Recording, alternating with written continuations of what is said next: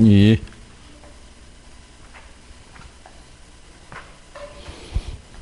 오늘 40페이지 하실 차례인가요? 경기 순환 국면상의 특징. 예. 그래요. 이번에 그 모의고사도 또 있죠. 예. 모의고사 난이도는 이전보다는 조금 높지 않을까. 예. 아니 왜냐면 이렇게 해서 한번 올라가도 봤다가 그러니까 좀 그 난이도가 높아진다는 얘기는 뭐냐면 계산 문항이 조금 더 들어갔다는 거. 그렇겠죠. 예. 왜냐면 1회 할 때는 그 계산 문항이 이렇게 많지 않았던 이제 부분이고 실전에서는 한 9개까지 나오는데 9개까지 채워서 넣지는 않고 그래도 한 6, 7개 뭐 이렇게 해서 예. 그래서 한번 이렇게 유형을 좀 다양하게 이렇게 접해보시기도 괜찮아요. 그래서 그 어떤 유형이 나올 때 내 성적이 어디까지 유지가 되고 또 어디까지 내가 또 정리를 하고 예, 그래서 그런 거 한번 점검해 보시는 거예요.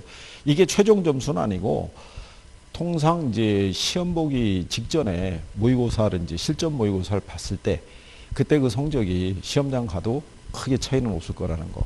예, 이제 거기를 목표로 해서 하시는 거니까 그렇게 생각하시면 되고 그렇죠?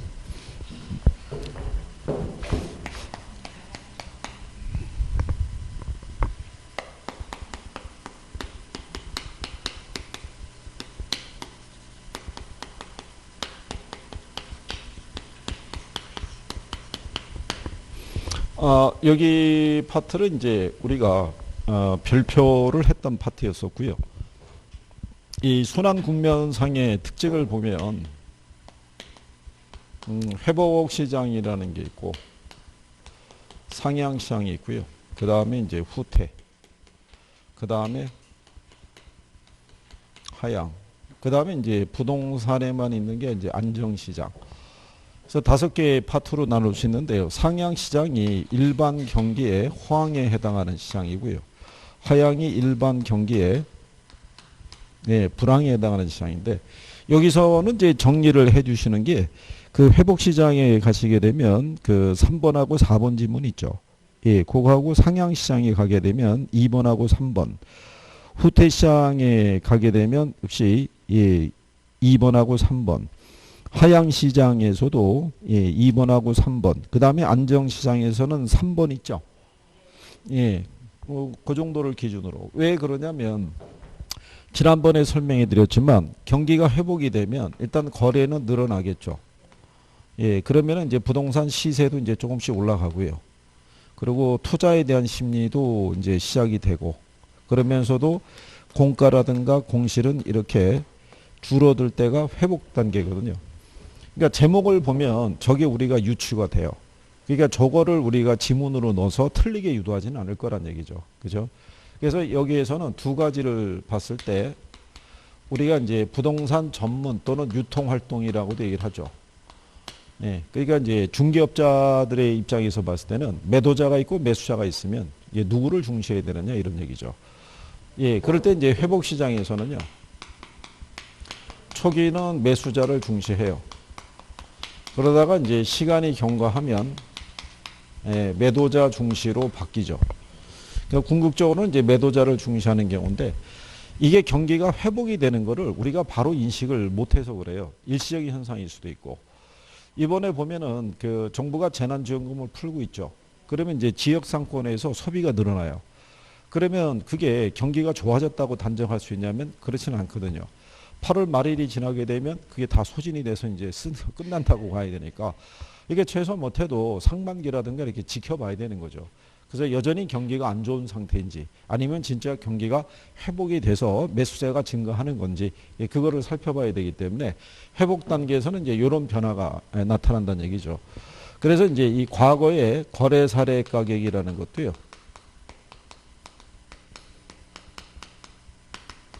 얘도 새로운 거래 기준 또는 하한선이라고 얘기를 하죠. 그러니까 과거의 거래 사례 가격이라는 건요. 우리가 비교 방식에 가게 되면 거래 사례 비교법이라고 있어요. 그러니까 제목대로죠. 뭐하고 비교하는 거냐면 사례하고. 근데 이제 문제가 이렇게 해서 이제 사이클이 갈 때 여기가 회복 단계거든요.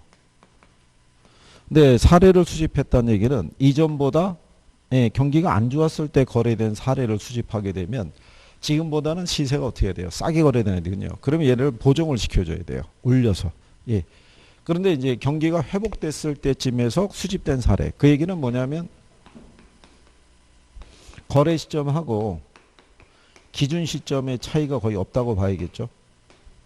그죠? 예. 그러니까 이 시점에서 수집된 사례면 그러면 얘는 우리가 기준했을 때 현재 기준 가격으로 볼 수도 있겠죠. 그래서 이런 변화가 나타날 때가 이게 이제 회복 시장이죠.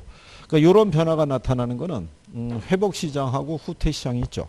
예, 여기에서만 나타난다고 보시면 되겠고 이게 좀 더 활발하게 움직일 때가 상향 시장이죠. 그래서 이제 부동산 전문 활동에서는 누구 중시하냐면 매도자 중시하죠.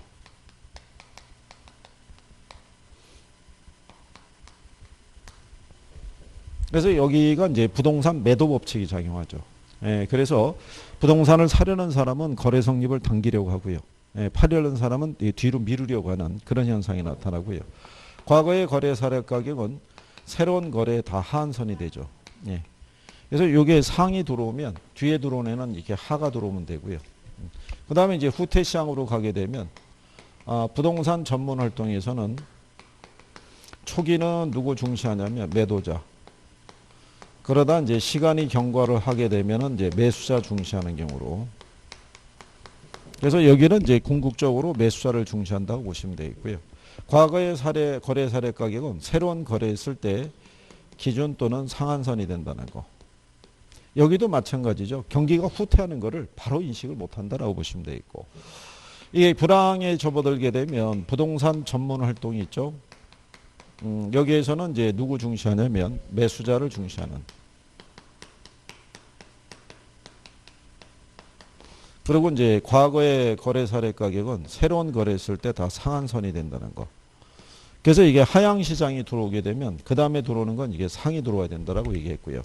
안정 시장에서의 부동산 전문 활동에서는 여기는 매도자하고 매수자를 다 중시한다고 그랬고요. 과거의 거래 사례 가격은 새로운 거래에 신뢰할 수 있는 기준 가격이 된다는 거. 뭐 이런 식의 변화니까요. 얘네 둘을 포인트로 해서 정리를 해 놓으시면은 예. 답을 맞추는 데는 별 뭐 어려움이 없을 것이다. 뭐 이런 얘기죠. 예. 그 다음에 이제 거미집 이론이라고 있죠.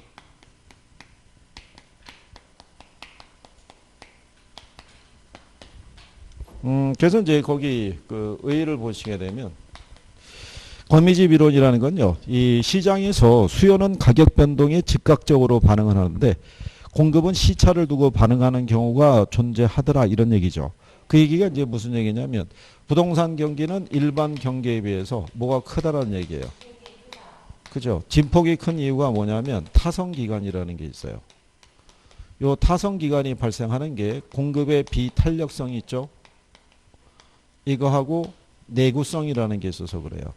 즉 경기의 흐름이 바뀔 때 양을 쉽게 조절하지 못하는 거죠. 즉각적으로. 그러다 보면 최초의 균형에서 새로운 균형점으로 이동하는 과정이 있죠. 그때 수요와 공급의 시차에 의한 불안정성이 나타나게 돼 있어요. 그 과정을 거치면서 새로운 균형점에 도달하는 과정을 설명을 해주고 있는 거죠. 즉 부동산 경기 변동의 특징을 설명하고 있다고 보시면 돼요. 그러면 여기 있는 거미집 이론은요. 그 이론적으로는 불완전한 이론이에요. 그래서 이론이 성립하기 위해서는 이 가정이라는 게 성립을 해야 돼요. 그래서 가정이 뭐냐면 금기의 이 수요량이 있죠. 이거는 금기 가격에 반응을 해요. 그러니까 금기라는 게 현재예요. 현재. 그래서 우리가 T 시점이라고 얘기하고요. 금기의 공급량이 있죠. 얘는 전기 가격에 반응을 한 거예요. 그래서 우리가 T-1 뭐 이렇게도 얘기를 하죠. 예. 그러니까 이제 요게 어떤 의미가 되냐면 뭐 예를 들어서 이런 거죠. 만약에 2020년 5월에 주택이 500채가 이렇게 완공이 됐잖아요. 그러면 이 완공된 요 주택이 있잖아요. 요거는 금년 1월에 착공을 해서 들어온 게 아니고 요거보다는 이제 조금 뒤로 가서 2018년 9월 달쯤에 요게 착공이 들어간 거라고요. 이때쯤.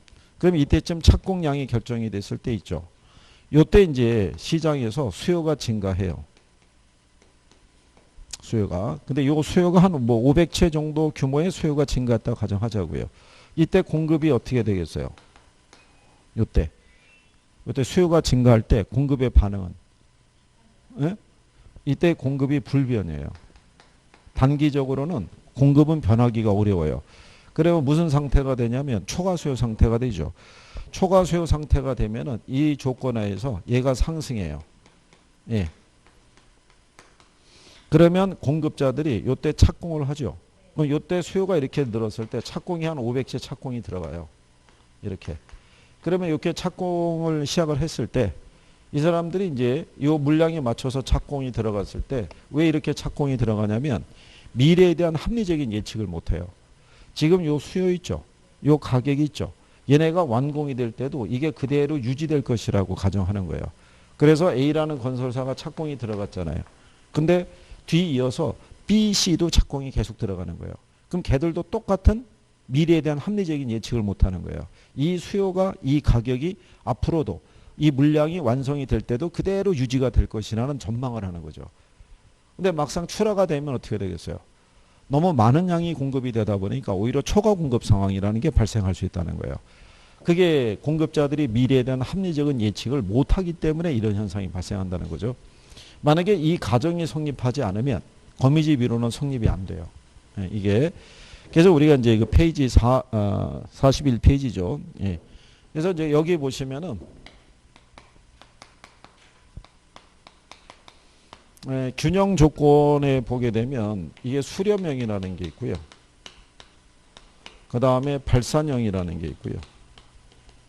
그 다음에 순환형이라고 이렇게 있을 때 요 셋 중에 부동산 시장에서 나타날 수 있는 건 이거밖에 없어요. 수렴형밖에. 왜 그러냐면 수렴형이 되게 한 조건이 수요의 가격 탄력성하고요. 공급의 가격 탄력성이 있죠.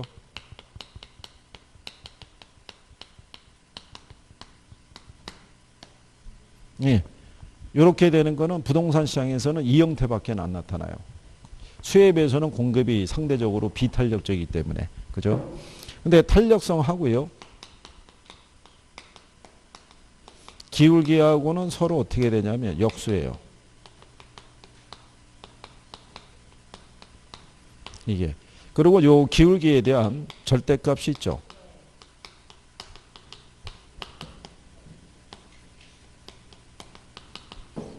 요것도 이제 공급이 상대적으로 큰데요. 절대값으로 명시하겠다는 얘기는 뭐를 생략하겠다는 얘기예요. 부호를 생략하겠다는 얘기죠. 왜냐하면 똑같이 우리가 마이너스 1이 있고 플러스 1이 있을 때 수요 곡선의 기울기는 음의 값이잖아요. 근데 공급 곡선의 기울기는 플러스의 값이거든요. 그럼 언제나 공급 곡선에 대한 기울기 값이 클 수밖에 없죠. 그래서 이거를 절대값으로 명시하면 부호가 생략이 되죠. 예, 그러면은 이제 그거를 가지고 우리가 구별할 수 있다는 얘기죠. 그래서 무슨 값을 붙여주는 거예요. 예. 그러면 우리가 일반적으로 수요가 탄력적이면 우리가 수렴형이라고 얘기하죠. 그죠? 근데 발산형은 수렴형하고 반대니까 얘는 수요의 가격 탄력성보다는 뭐가? 공급의 가격 탄력성이 큰 경우죠. 그러면 기울기 관계는 반대로. 그죠? 예. 이렇게 되겠고요. 순환형 같은 경우는 수요의 가격 탄력성과 공급의 가격 탄력성이 같은 경우죠. 그러니까 밑에 다 같은 경우고. 그래서 발산형이라는 것은 공급이 탄력적이면 발산형이다라고 얘기를 하죠. 그렇죠? 근데 발산형이라는 부분이 이제 이렇게 주어져 있을 때, 여러분 시험에 낼 때 보면요. A 부동산 시장이 등장하면은 A가 대부분 수렴형으로 줬어요. 한 번을 빼고는. 그래서 이제 우리가 수렴형을 가정하고 한번 그림으로 확인해 보면은 그림 뭐 안 그려셔도 되고요. 이게 기울기도 여러 가지 형태가 있는데 가장 일반적인 기울기 형태로 보면은 이게 수요 곡선이고요. 이게 공급 곡선이라고 가정할 때 이렇게 주어져 있죠. 그럼 우리가 이제 이렇게 찍어봤을 때 얘가 완만하고 얘가 기울기가 급하니까 수요가 탄력적, 공급이 비탄력적이라는 가정이에요. 이때 이제 수요가 증가했다라고 가정하는 거죠. 이렇게. 그러면 여기 있는 요게 최초의 균형이거든요. 여기서 새로운 균형점으로 이동을 할 때 수요와 공급 간에 시차가 있다는 거죠. 그러면 처음에 이 수요가 움직였을 때 아까 얘기한 것처럼 공급은 비탄력적이니까 변화가 없어요. 그럼 뭐만 상승하겠어요? 가격만. 그러면 공급자들은 이 가격의 반응을 나타내서 착공이 들어가는 거예요. 즉 이 가격이 얘가 완공이 될 때까지 그대로 유지될 것이라는 전망을 하죠. 근데 이게 착공이 들어가서 물량이 이제 완성이 될 때는 먼저 착공이 들어간 물량이 먼저 완공이 돼요. 그럼 얘가 여기서 새로운 균형점으로 수렴을 해야 되는데 문제는 뒤이어서 착공 들어간 물량들이 계속 쏟아진다는 얘기죠. 그래서 이게 걔네들이 다 물량이 쏟아져서 얘네가 완공이 되면은 무슨 상태가 되냐면 초과 공급 상태가 돼요. 그러면 경기가 안 좋아지니까 이 상태에서 경기가 침체해요. 그리고 대기하는 거죠. 이 상태에서. 그러다가 어떤 요인에서 경기가 회복이 돼서 가격이 상승하죠. 그러면 공급자는 이 가격에 반응을 보여서 착공이 또 들어가는 거예요. 그리고 똑같은 결과가 나와서 다시 또 무슨 상태? 초과 공급. 그러면 다시 또 경기가 침체해요.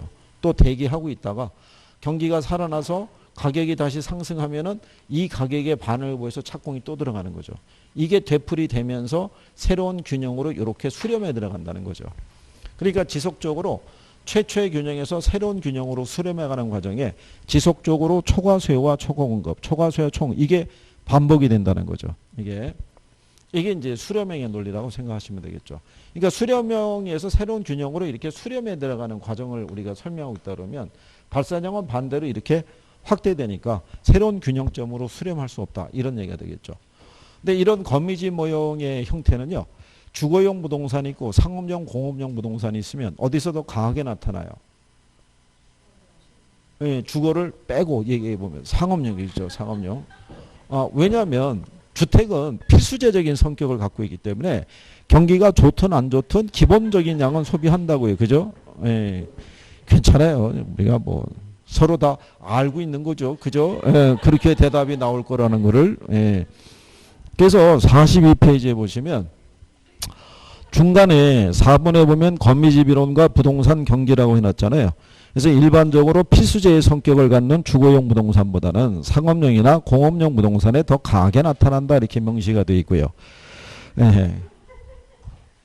그냥 우리끼리니까 또 웃고 넘어가는 거예요. 그죠? 근데 지금이야 이렇게 하고 나중에 시험장에 가서 맞추면 되는 거죠. 나왔을 때. 그죠? 그리고 거기 보면 거미집 모형의 한계라고 해놨죠. 예, 현재 수요 결정은 현재 가격에 의해서, 미래 수요 결정은 미래 가격에서 결정이 되는데 미래 공급 결정이 현재 가격에만 반응한다는 거예요. 그러니까 미래에 대한 합리적인 예측은 한다 못한다. 예, 못한다. 그래서 이게 거미집 모형의 한계라고 보시면 되겠고요. 예, 그래서 그런 내용 정도 구별할 수 있으시면 될 거예요. 무슨 말인지 아시겠죠? 예, 그래서 그런 정도 정리하시면 되고. 그 다음에 이제 뒤로 넘어가셔가지고, 이제 시장론으로 이제 넘어가 보시는 거죠.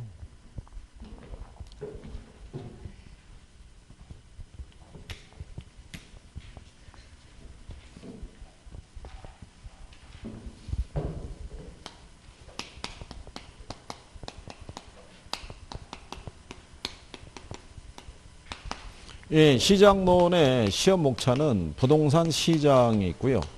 그 다음에 입지 및 공간 구조론이 있죠. 근데 통상 제가 이 강의하는 데 다녀보면서 확인해 보면은 여기를 더 싫어해요. 여기 싫어하는 이유가 뭐냐면 이름이 너무 많다는 거예요. 이름이. 그죠? 그래서 우리가 이제 확인해 보면 예, 리카도 등장하고요. 튀넨 등장하고 예, 마르크스 등장하고 알론소 등장하고요. 그 다음에 마샬 등장하고요. 그 다음에 파레토 예, 등장하고요. 그 다음에 여기쯤에서 이제 헤이그라는 사람도 하나 등장을 해요. 그러고 난 다음에 이제 버제스 있고요. 호이트 있고요. 그 다음에 해리스하고 울만. 뭐, 이 사람이 이렇게 등장한 다음에, 그 다음에 베버 등장하고요. 또, 레쉬 등장하고요. 예, 크리스탈로 등장하고요. 그 다음에 이제 레일리, 컨버스, 허프, 넬슨, 애플범,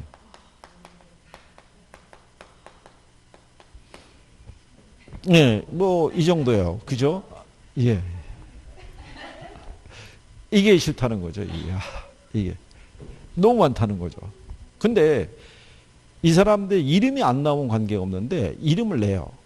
이름을 내고 바꿔버리는 거예요. 각자 얘기한 거를. 그게 충분하다고 보는 거예요. 출제자들 입장에서는. 왜? 여러분들이 부담스러워하거든요. 그렇죠? 그러니까 제목만 바꿔도 헷갈릴 것이다. 뭐 이런 얘기가 되는 거죠. 괜찮아요. 우리는 이거를 다 극복을 했다가 크리스마스 되기 전에 다 사라져요. 다 까먹는 거예요. 그게 괜찮은 거예요. 이게 결국은 쟤네가 익숙해지려면 어떻게 하겠어요? 하긴 그거밖에 답이 없어요. 자꾸 봐야 된다는 거죠. 네. 자, 기운들 내시고. 네. 자, 제일 먼저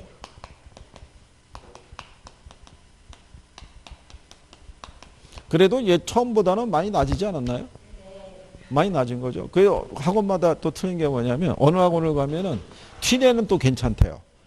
네, 튀내는 괜찮은 게 뭐냐면 워낙 뚜렷해가지고 위치 뭐 이런 게 있어갖고 뚜렷한데 나머지 애들은 그게 좀 그렇다는 거예요. 근데 이제 대입하다 보면 조금씩 낮을 거예요. 그죠? 네, 그래서 그렇다고 얘네들이 매년 등장하냐면 그렇진 않아요. 나온 애들만 주로 나오는 거예요. 왜 우리가 드라마 봐도 주연 배우는 매주 등장하잖아요. 그렇잖아요. 주연하고 조연은. 근데 뭐 엑스트라 이런 애들은 어쩌다 한 번씩 나오는 거니까 그렇게 생각하시면 되겠죠. 그죠? 자, 부동산 시장의 특징을 보면요. 제일 먼저 나오는 게 시장의 국지성이에요. 예, 이게 대표적인 부동산 시장의 특징이죠. 예, 국지성이라는 건 뭐 얘기했냐면 우리가 이 부동산 시장에서 거래할 수 있는 공간 범위가 일정한 지역에 국한이 돼요. 왜 일정한 지역에 국한이 되냐면 이 국지성으로 인해서 이 지역 시장마다 거래되는 가격이 있죠. 예, 임대료, 그 다음에 거래 관행 이게 다 틀려요. 그러니까 우리가 이제 예에서 이런 거죠. 자녀들 교육을 생각하면은 강남으로 이주하고 싶어요. 그렇죠? 그런데 강남 집값이 비싸요. 내가 현재 거주하고 있는 집을 팔아서 강남으로 수평으로 이동할 수 있냐면 그게 안 된다는 얘기죠. 그러니까 현실적으로 내가 선택할 수 있는 공간 범위가 제한적인 거예요. 풍경이라든가 뭐 휴식을 취하는 점에서는 제주도가 딱 좋은데 문제는 출퇴근하기가 너무 힘들다는 거죠. 직장이 여기 있는데 제주도에 집이 있다는 거는 쉬운 일은 아니잖아요. 그죠? 그러니까 거래할 수 있는 공간적인 범위가 글로 가고 싶나요? 제주도로. 그래서 여러분에게는 이렇게 해준 적이 있어요. 부증성으로 인해서 시장이 국지화된다. 그럼 틀리겠죠. 부증성이 아니라 부동성 때문에. 그 다음에 시장의 국지성으로 인해서 동일한 가격이 형성이 된다. 틀리죠. 국지성으로 인해서 지역시장별로 가격이 다 틀린 거예요. 그렇죠? 그래서 이제 그런 경우를 예? 왜요? 아니 이게 처음에는 강의를 듣다가 무심코 넘어갔거나 무슨 말인지 잘 모르겠는데 그냥 훅 넘어갔다가 어느 순간에 돌아오면서 듣다가 보면 그게 저 소리였어? 뭐 이렇게 가는 거죠. 예, 그래서 그러면서 이제 정리가 되는 거죠. 그래서 요게 두 가지가 다 시험에 나온 거예요. 그러니까 시장의 국지성으로 인해서 동일한 가격이 형성이 된다? 그럼 틀리는 거예요. 부동산 시장은 동일한 가격이 형성이 될 수가 없다는 얘기예요. 그죠? 예. 자, 그런 내용이고요. 그 다음에 얘가 국지화되어 있는데 이 안에 여러 개의 하위 시장 또는 부분 시장이라는 게 있어요. 그죠? 그럼 여러분들이 보시면은 서울에 강남에도 주택시장이라고 있죠. 강남구에도. 그 다음에 세종시에도 주택시장이 있을 거예요. 또 대전에도 무슨 시장이 주택시장이 있어요. 모든 지역을 가게 되면. 그죠? 그런데 얘네 수요 공급 관계가 다 틀려요. 그거를 우리 마음대로 얘들을 움직여가지고 수요와 공급을 조절하는 것은 불가능해요. 그래서 이 하위 시장별로 수요와 공급 간의 불균형이 발생해요. 어느 지역은 주택 공급이 부족하고요. 어느 지역은 주택 공급이 상대적으로 많은 상태가 그대로 놓여져 있는 거예요. 무슨 말인지 아시겠죠? 그래서 이런 현상이 나타나는 것도 움직이지 못하기 때문에 이런 현상이 나타난다고 보시면 되겠죠. 그래서 이제 그런 내용이고요. 그 다음에 이제 두 번째가 부동산 시장에서는 수급 조절이 곤란하대요. 그러면 이 수급 조절이 곤란한 이유가 생산의 장기성이 있죠. 예, 이게 이제 비탄력적이라는 얘기죠. 예. 그래서 우리가 단기적으로 뭐가 발생한다 그러냐면, 예, 가격의 왜곡 현상이 발생한다. 이런 얘기죠. 그죠? 수요와 공급 간의 불균형이 발생하면요. 단기적으로 물건이 본래 가지고 있는 뭐보다, 예, 가치보다도 가격이 훨씬 비싸거나 싸게. 그게 여러분들이 마스크 생각하시면 될 거예요. 마스크 이 코로나19 터지기 전에는요. 그 다 있다는 데 가게 되면 1,000원에 뭐 100매 막 이렇게 있었어요. 그런 상품도 있었어요. 지금은 찾아보기도 힘들죠. 지금은 마스크 가격이 어떻게 돼요? 그나마 조금 진정이 된 거죠. 예. 한참 이게 그 난리였을 때는 터미널 같은데 5매 묶음이 25,000원 막 이런 식으로 판매 가격이 책정이 되는데, 그러다 이제 어느 정도 수급이 안정이 되니까 지금 공적 마스크 판매 가격도 비싸다는 여론이 조금씩 있는 거죠. 그런데 정부도 납품업체하고 계약을 체결했을 거 아니에요. 그렇잖아요. 뭐 1년, 올해면 올해까지 체결했을 때 납품 단가를 정해줬는데 이게 조금 수급이 안정이 됐다 그래서 정부가 납품 단가를 깎으라고 얘기하는 것도 참 그렇잖아요. 정부 체면에. 그러니까는 지금 보니까는 수급이 안정이 돼 있어서 남는 거는 뭐 수출도 하고 뭐 인도적 차원에서 지원도 하고 뭐 그렇게 하려는 것 같으니까. 그리고 여름용 마스크도 이제 바뀐다는 거 아니에요. 공적 마스크도 여름용으로 얇은 거로 해서 또 공급을 해주겠다고. 그렇지 않겠어요? 근데 그나마 다행인 거죠. 우리나라는 어쨌든 간에 신속하게 마스크 공급해주고 웬만하면 추적하고 뭐 이런 상태가 되고, 물론 이제 거기에 따른 부작용도 있을 수 있으나 뭐 현재 같은 상황에서는 뭐 방법이 없겠죠. 그죠? 어쨌든 뭐 이런 게 발생할 수 있다는 거죠. 수급 조절이. 그래서 생산의 장기성, 내구성 또는 위치의 고정성이 있죠. 이런 것들이 뭐를 조절하기 곤란하다는 거예요.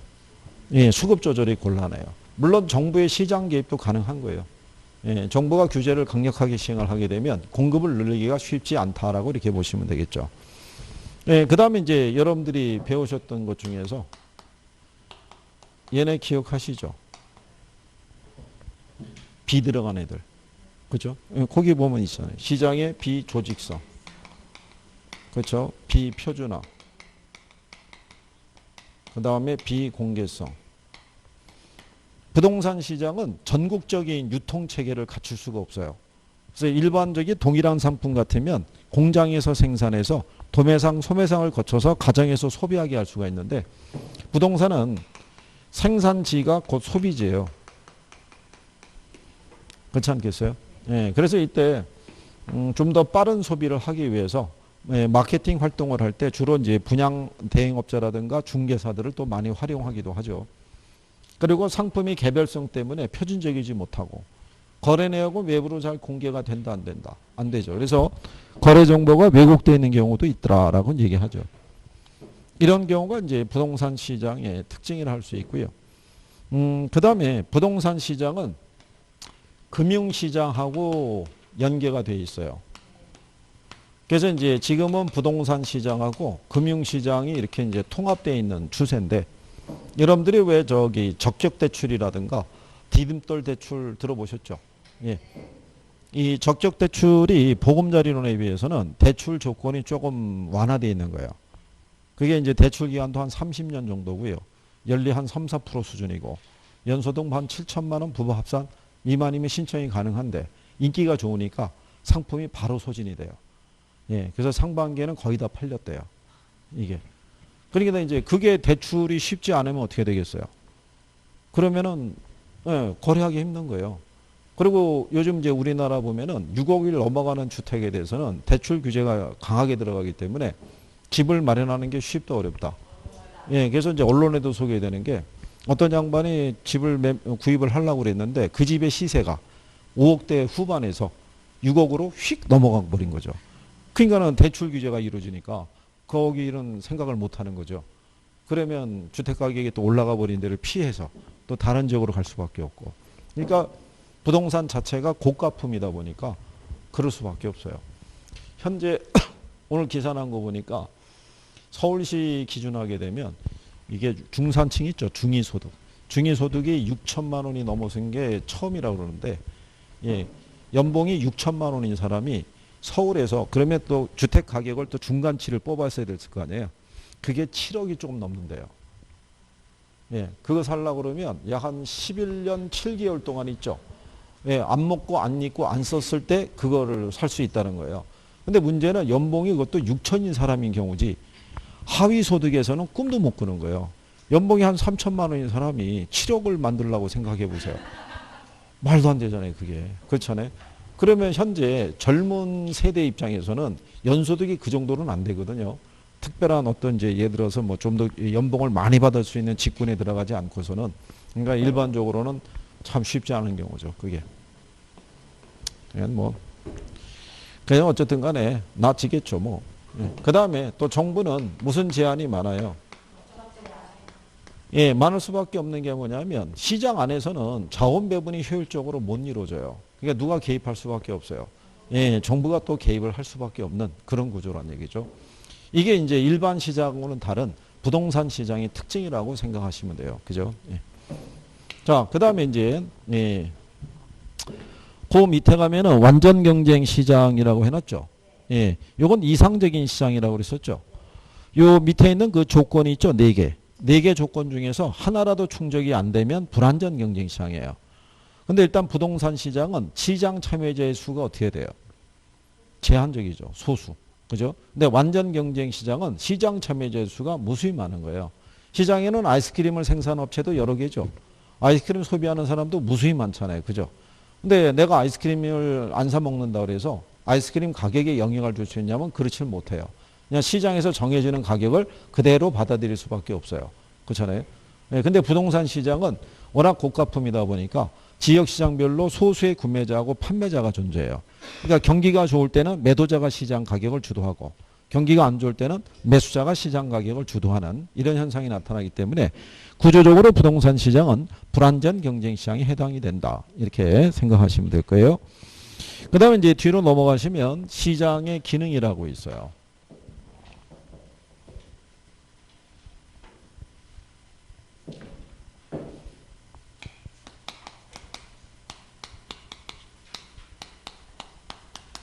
요 기능이라는 게 우리가 역할이라고 얘기했고요. 시장의 가장 중요한 역할 중에 하나가 예, 교환 기능이에요. 교환. 그죠? 근데 예전에 우리가 화폐라는 단위가 없을 때는 물물교환이었는데 화폐라는 단위가 만들어진 다음부터는 이 교환은 얘를 매개로 이루어지죠. 가격을 매개로. 그러면 이 가격이라는 거는 시장에다가 뭐를 제공해 주냐면 정보를 제공을 해 주죠. 그래서 뭐를 생산을 하고 뭐를 소비해야 되는지에 대한 정보를 제공해 주죠. 근데 만약에 시장에서 사람들이 단독주택보다는 아파트의 선호도가 높아지죠. 그러면 건설사들은 아파트를 더 많이 지어서 시장에 공급을 해줘요. 그걸 우리가 자원배분이라고 그래요. 시장에서 필요한 거를 생산해서 공급해 주는 걸 뭐라고 그런다. 그걸 자원배분. 근데 이게 공급자 입장에서는 아무래도 이윤을 더 많이 올릴 수 있는 곳으로 생산을 하려고 할 거 아니에요. 그래서 이제 여러분들이 보시면 이 양반들이 시장에서 상품을 국산을 생산하는 것보다는 수입품을 들여와서 판매하는 게 이윤이 더 크잖아요. 그러면 생산을 안 하고 수입을 하려고만 그런다고요. 그러면 이제 정부가 나서 가지고 뭐를 부과하는 거예요. 관세, 고일의 관세 뭐 이런 거 특소세 막 이런 거 막 부과를 때리게 되면 이윤이 박해지잖아요. 그러면 이제 이 사람들이 국내 생산으로 눈을 돌리겠죠. 예, 그러면서 뭐를 유도하냐면 자원 배분을 유도한다라고 얘기하는 거죠. 그래서 이런 역할하는 게 부동산 시장이라고 보시면 돼요. 근데 부동산 시장에 보면은 기능 중에 3번에 보면 가격의 창조 기능이라고 있죠. 예, 그 가격의 창조라고 하는 것은 이 동일한 부동산이라 할지라도요. 매도자하고 매수자 간의 거래에 의해서 새로운 가격이 어떻게 돼요? 만들어져요. 만들어지고 이 가격이 유지 또는 약간의 뭐를 거쳐서 수정되다가 이 가격이 파괴되고 새로운 가격이 만들어지는 과정이 되풀이 된다는 거예요. 시장에서는. 그래서 이게 우리가 셀러스라고 그래가지고요. 이게 매도자의 주관적인 제한 가격선. 이게 바이어스라고 그래서요. 매수자의 주관적인 제한 가격선인데 복잡하게 생각하실 거 없어요. 시험에서는 한 번 나온 거예요. 지문으로. 여기 보시면 얘네가 이렇게 교차하는 점 있죠. 예. 이 점을 보면 이거는 매도자가 양보할 수 있는 하한선이겠죠. 더 이상 이 가격 이하로는 못 판다는 거고, 매수자 입장에서는 이 이상의 가격은 지불할 수 없다는 거죠. 예. 이 상한 가격에서 거래가 성립이 된다는 거죠. 그래서 이렇게 해서 이때 만약에 특정한 부동산이 4억에 매매가 됐으면 이게 만약에 2020년 5월 26일 날 이렇게 거래가 됐다 그러면 이게 시간이 흐를 거 아니에요. 시간의 흐름에 따라 이 시세가 이렇게 유지될 수도 있어요, 없어요? 유지되다가 시장 상황에 따라서는 이거보다 비싸게 또는 싸게 거래되는 경우가 반복이 될 거란 얘기죠. 그러니까 이 시점에 따라 시장 안에서는 무수히 많은 가격이 성립할 수 있다라고 얘기하는 거예요. 이 과정을 되풀이하면서. 그죠? 예. 그래서 이런 게 나타나는 게 시장이라고 이제 생각하시면 되겠죠. 그래서 기능에 대한 거는 시험상에서 많이 활용되진 않아요. 그죠? 예. 이게 써놓고 보니까 많기는 많군요. 그죠? 많긴 많은데.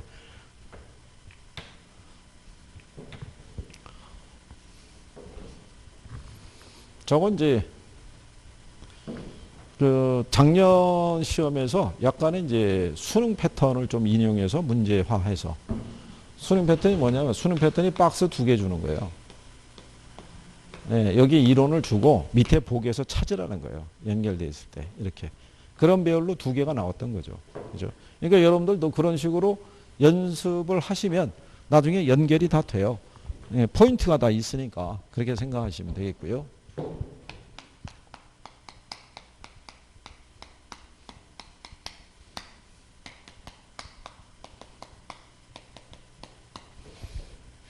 요즘 저기 강의하다 다니면은 그 질문이 조금씩 늘었어요. 질문이. 이게 이제 슬슬 발등에 불이 떨어진 거를 조금씩 이제 인식을 하는 거죠. 근데 이제 안타까운 거는 하나 물어보고 가는 거예요. 궁금한 거 하나를. 그러면 일주일에 저를 한 번 보는데 일주일에 하나씩 물어보면 한 달에 4개 물어본다는 얘기잖아요. 그렇죠? 아니 그러면 10월 달까지 한 5개월 남았는데 그러면 한 20개 물어보면 끝이란 얘기잖아요. 그래갖고 말린 거죠. 하나는 너무 작다. 한 챕터를 공부해서 궁금한 게 있으면 한 번에 몰아서 물어봐야지. 그거를 일주일에 봤을 때 하나씩 물어봐서 언제 해소할 거냐. 그러니까 조금만 더 해보라라고 얘기했더니 그래도 요즘 좀 낮은 거죠. 어느 학원에서는 그 이전까지는 오전 수업이 마치면 학원에서 남아서 점심을 먹어요. 점심을 먹고 그 점심이 소화가 되면 집에 가요. 그 남아서 공부하는 건 아닌 거예요. 그죠? 예. 그래가지고 몇 번을 그렇게 얘기를 했더니 어제서부터는 남아서 한 5시까지 공부하고 가더라고요. 그게. 그러니까 결국 시험이 임박해지고 있다는 걸 느끼고 있다라는 걸 인식하는 거죠. 그죠? 잘 해줄 거 생각하고. 네. 자, 여기 기초 개념에 보면요. 제일 먼저 나오는 게 주택 서비스라고 있어요. 주택 서비스는 주택에서 제공하는 효용을 나타낸다라고 얘기했어요. 근데 이 단위를 만들어낸 이유 중에 하나가 우리가 알고 있는 왜 완전 경쟁 시장 있죠? 이 완전 경쟁 시장을 가정하고 분석한 이론들이 되게 많아요. 근데 이 이론들은 다 뭐를 전제로 하냐면 이걸 전제로 하는 거예요. 예, 똑같은 상품이라는 가정하에서 시장을 분석하거나, 그죠? 예, 기간에 대한 변화를 분석을 하는데, 부동산 시장은 불완전 경쟁 시장이고, 상품이 이질적이잖아요. 그러니까 이 이론을 접목하기가 어려워요. 시장 분석도 쉽지 않고. 그래서 이제 주택이라는 애를 보게 되면, 얘를 물리적인 측면에서 보면, 얘네가 다 이질적인 상품이죠. 그러니까 예를 들어서 단독주택도 있고요. 아파트도 있고 연립도 있고 또는 다세대도 있을 때 얘네 뭐가 다 틀리냐면요. 상태도 틀리고요. 구조도 틀리고 면적도 틀리고 부대시설도 틀리고 이게 다 틀린 이질적인 상품이죠. 그러니까 상태라는 거는 지은 지 몇 년 됐느냐 이런 얘기예요. 이게 다 틀리거든요. 그러면 이 조건하에서는 정부의 입장에서는 2020년도 이번에 정부가 2020년도 주거 이 공급 계획 이런 거 발표를 했어요. 근데 이제 정부가 이제 1년에 2020 한 해 동안 시장에서 어느 정도의 주택을 필요로 하는지 그 양을 산정을 해서 공급 계획을 수립해야 되거든요. 그런데 이렇게 물리적으로 접근해 들어가면은 어느 정도의 주택이 필요한지를 산정하는 건 불가능하죠. 그렇잖아요. 단독주택을 필요로 하는 사람도 있고 아파트, 연립 뭐 이렇게 있는데 그게 또 자가 소유를 희망하는 사람이 있고 새를 사는 사람이 있고 다 틀릴 거 아니에요. 면적 시세가 다 틀리기 때문에 이러면 주택이 어느 정도 필요한지를 확인할 수가 없어요. 그래서 만들어낸 단위가 이게 주택 서비스예요. 이 서비스라는 차원에서 보면 주택은 동질적인 상품이라는 거죠. 그러니까 여러분하고 여러분 가족이 지낼 수 있는 공간, 또 휴식을 취할 수 있는 공간, 외부 환경으로부터 우리가 보호를 해주는 공간, 이 공간을, 이 서비스를 제공한다는 점에서는 동질적인 상품이라는 거죠. 그러면 정부는 시장에서 과연 필요로 하는 주택량이 얼마가 되느냐는 것은 물리적인 측면에서 접근하지 않고 이 효용적인 측면에서, 그러면 소득이 높은 사람들은 많은 양의 주택 서비스를 소비하고 싶어 할 거고요. 소득이 낮은 사람들은 적은 양의 주택 서비스를 소비하려고 하겠죠. 그래서 이 서비스 단위로 전체적인 분석도 가능하고 완전 경쟁 시장을 가정한 이론도 적용할 수 있다. 뭐 이런 얘기예요. 아마 그 정도 수준에서 이해하시면 될 거예요. 얘네도 시험에서는 한 번 인용이 된 거예요. 한 번. 그래서 이제 그런 내용이고요. 그 다음에 이제 두 번째로 나오는 게 우리가 이제 주택 소유라는 게 있고요.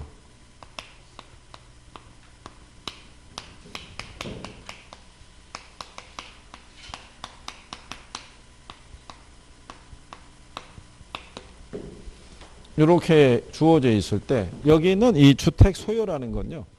말 그대로 생존을 위한 최소한의 주거에 관한 뭐를 나타내냐면 욕구를 나타내는 거죠.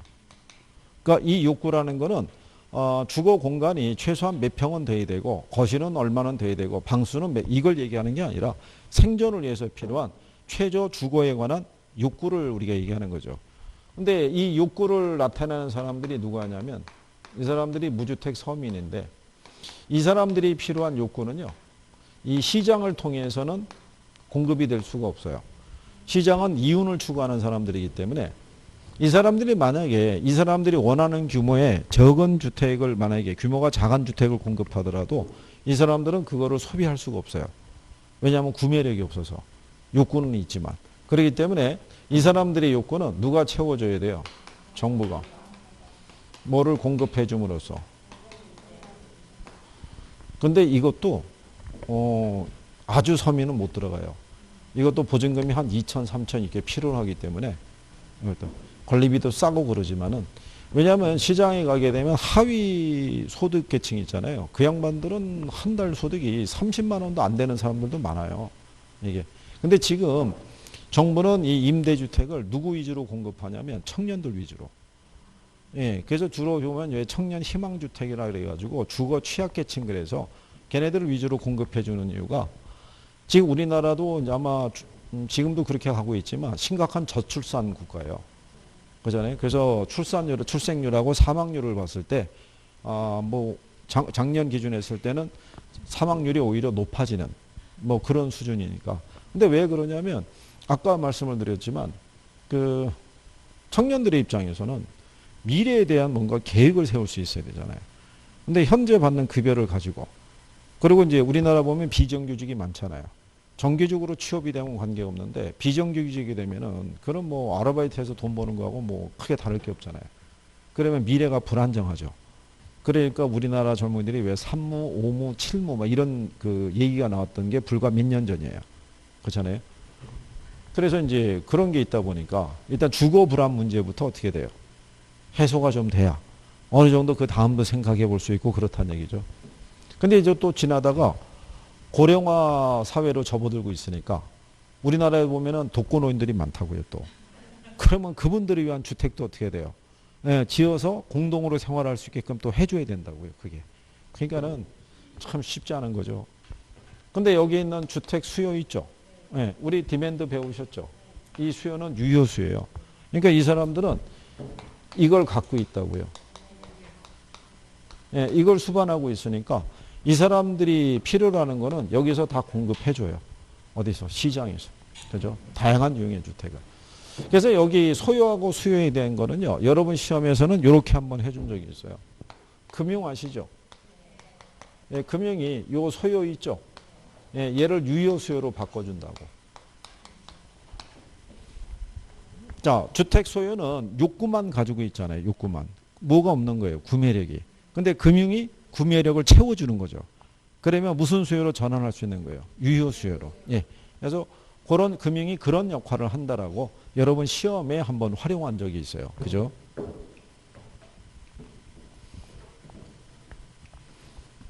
자, 그 다음에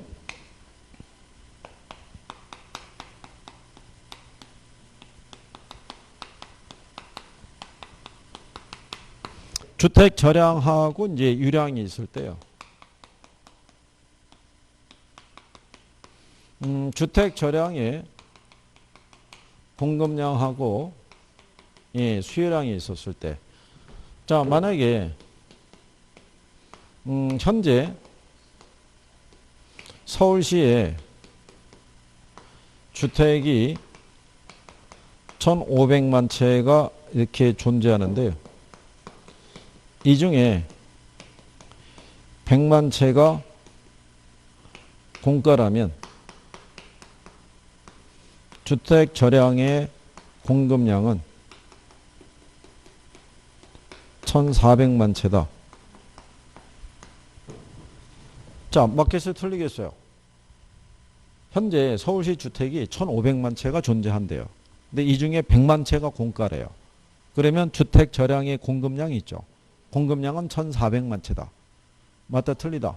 어? 의견이 갈리나요? 아니면 다 똑같은 통일된? 자, 틀리다고 생각하는 분, 틀리다. 맞다, 맞다라고 생각하는 분.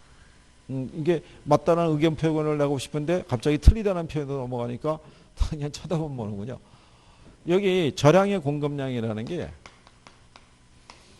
일정 시점에 시장에 존재하는 주택의 양이에요. 여기다 명시해 주잖아요. 몇 채가 존재한다고.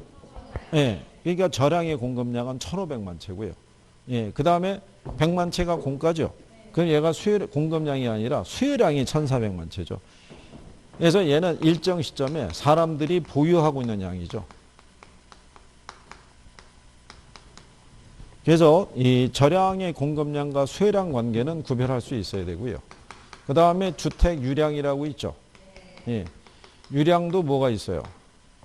공급량이 있고 그 다음에 뭐가 있다? 예, 수요량이 있죠. 그러니까 요 유량에 대한 거를 우리가 측정하려고 그러면 이 시점이 주어져서는 확인할 수가 없어요. 그죠?